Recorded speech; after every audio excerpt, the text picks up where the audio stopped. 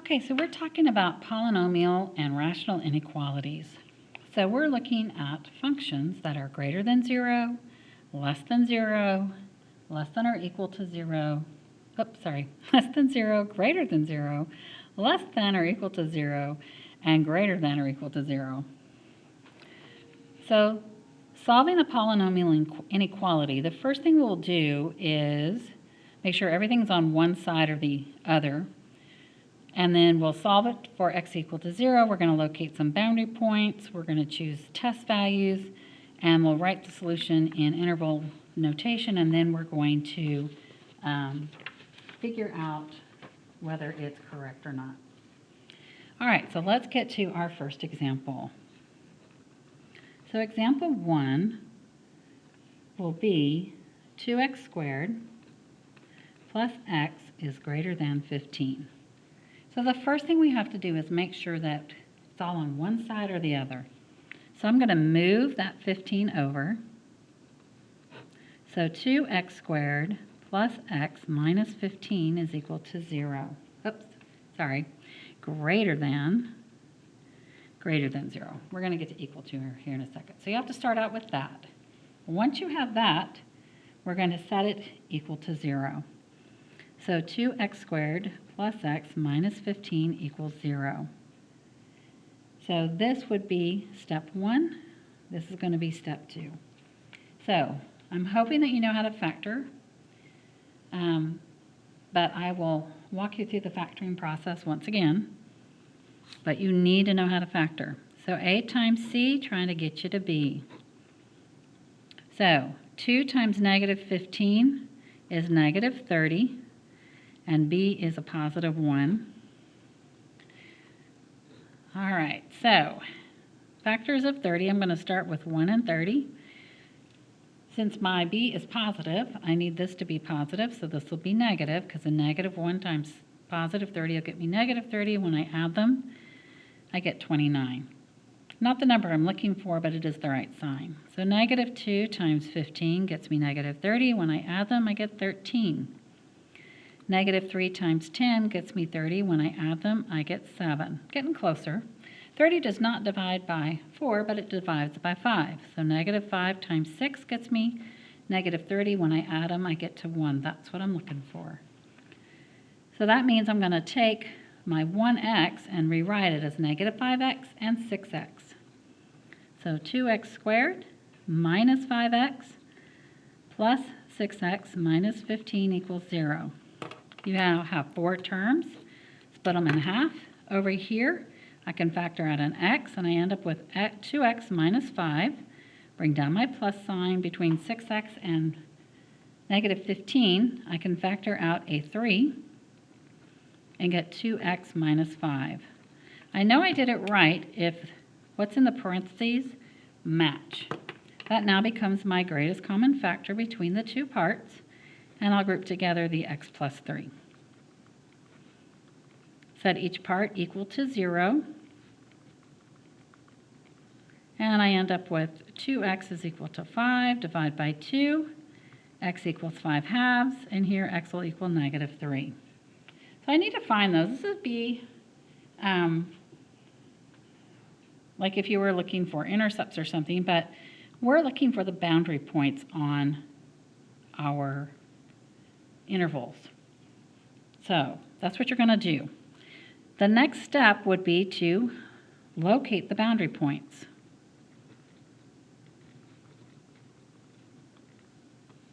Which are basically the x-intercepts. So I'm going to make a chart here, a little numerical graph. Negative 3 goes here, and 5 halves goes there. I usually only put the numbers I need, because if you put a 0, you got to figure out where it goes. I don't care, I just know it has to be the intervals here. So we're looking for the intervals of possible answers here. So those are my intervals. Usually what happens is that the answer will either lie here in both of these or in that one. It doesn't lie in those two. It doesn't lie in these two. It's either the outer ones or the inner one. So now pick some test points. So here I'm going to try to pick the closest I can, because the smaller the number, the easier the math. You cannot pick the boundary points themselves. So I'm going to choose -4. Here I'm going to choose 0. 0 is the easy one to plug in, so I always look for 0. This is like 2.5, so I'm going to choose a 3 for that one. All right, so let's go do our test points. So in that interval of -infinity to -3, -3 to 5/2, and 5/2 to infinity. I'm writing it out a little bit more than what you actually need to do. I would want you to write the number. You don't have to write the interval every time. Then I have lined paper for my notes, but not for here. So I can follow my math a little easier. So now I'm going to plug in -4 to the original equation. So 2 times -4 squared plus -4 minus 15. You have to use the one where you moved everything to one side. When I do the math on that, I plug it all into a calculator, or I can go, this will be 16 times 2, and then subtract 4 and subtract 15. We're going to end up with 13. What we care about is this part. We're looking to see if it is greater than 0. So I'm going to write greater than 0. Is it greater than 0? Well, yes, it is. 13 is greater than 0. Let's go do 0. So 2 times 0 squared plus 0 minus 15. Well, when I do this, this becomes 0, this becomes 0. So I end up with -15. Is -15 greater than 0? No, it's not. All right, so let's do 2 times 3 squared plus 3 minus 15. And when I do the math here, I'm going to end up with 6. Is 6 greater than 0? Yes, it is. So again, I ended up with the 2 outside ones. Now, if you end up where you end up with like 2 next to each other that work, then you might have picked the wrong number. So go back and make sure. If you don't pick correct test points, you're going to have an issue. So what's my final answer? Well, for the last step, I need to graph the parts that work. So -infinity to infinity. I have -3 and I have 5/2. So it's going to be this outer part for both. And I have a greater than. I don't have greater than or equal to, so it'll just be parentheses going this way and that way. So it'll be -infinity to -3 union with 5/2 to infinity. And that's all you got to do. All right. Let's go to a second example. Example 2. So for this example, we have 4x squared less than or equal to 1 minus 2x. So you've got to move everything to one side. I want to keep the 4x squared positive because I think it's easier to do things when that first one is positive. So I'm going to move these at the same time. But I'm going to change the order because I want the 2x in the middle. So 4x squared plus 2x minus 1 is less than or equal to 0. So that's the first thing you got to do, is get everything to one side. Step 2, we're going to set it equal to 0. Now, if I try to factor this using my AC method, it's actually not going to factor. There's no way that -4 can become 2, so you're going to have to use the quadratic formula. So remember, that's x equals -b plus or minus the square root of b squared minus 4ac all over 2a. So I need to know what a is, what b is, and what c is. So a is equal to 4, b is equal to 2, and c is equal to -1. So x will be equal to -2 plus or minus the square root of 2 squared minus 4 times my a times my c all over 2 times a. So negative 2 plus or minus the square root, 2 squared will get me 4. Negative times a negative will make that positive. 4 times 4 is 16, times 1 is 16, all over 8. So negative 2 plus or minus the square root of 20, all over 8. So that square root of 20, if I pull it off to the side,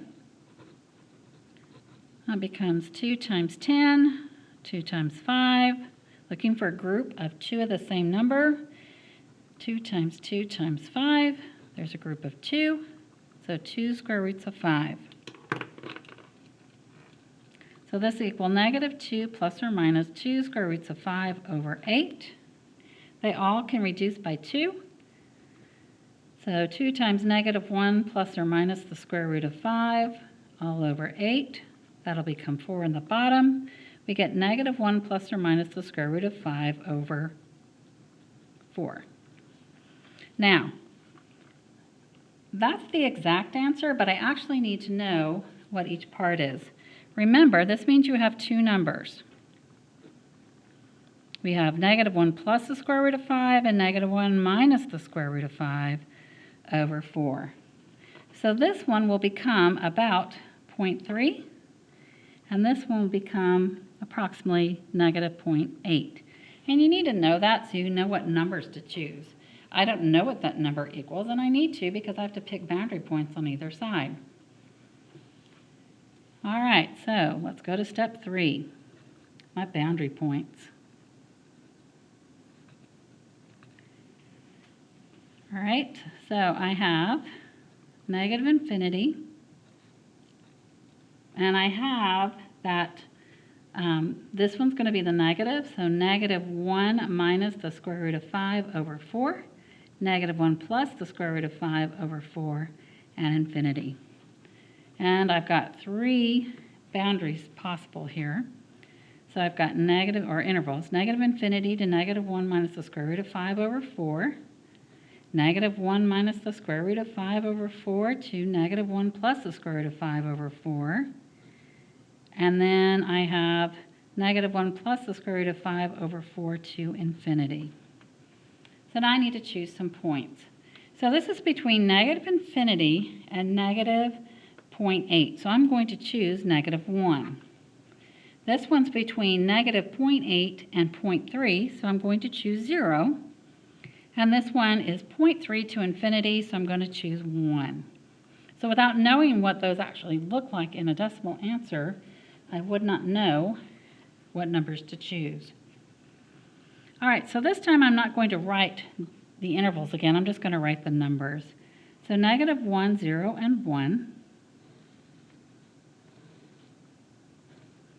So I'm going to plug them into my equation. So I'll have 4 times negative 1 squared plus 2 times negative 1 minus 1. When I do the math on that, I will get 1, and this time I'm looking to see if it is less than or equal to 0, because that's what my sign is, my inequality sign is.